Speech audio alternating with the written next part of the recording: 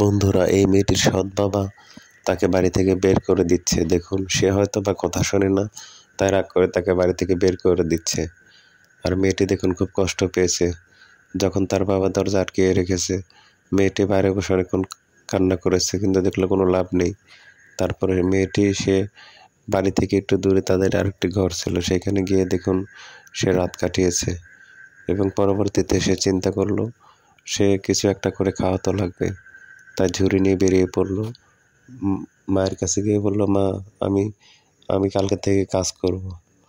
এবং সে দেখুন একটা ঝুড়ি নিয়ে বাগানে চলে গেছে। সে সেখান থেকে বিভিন্ন ফলমূল এনে বিক্রি করে মাকে টাকা দিচ্ছে। সে এতটুকু মেয়ে, সে কী বা কাজ করবে, কিন্তু তার বাবা কাজের জন্য সবসময় বকাঝকা করত। তাই সে নিয়মিত কাজে নেমে পড়েছে।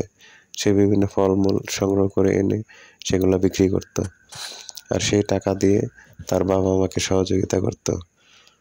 যদিও মেয়েটির পড়ার বয়স, কিন্তু তার বাবার আচরণ ভালো ছিল না, যার কারণে মেয়েটি ছোটবেলায় বিভিন্ন ধরনের কাজকাম করে সংসারটাকে আগানোর চিন্তা করতেছে। এমনকি সে রান্নাবান্না করে নিজেও খাওয়া দাওয়া করত। মেয়েটি একা একা থাকতো এবং সবসময় ভাবতো যে ভিডিওটি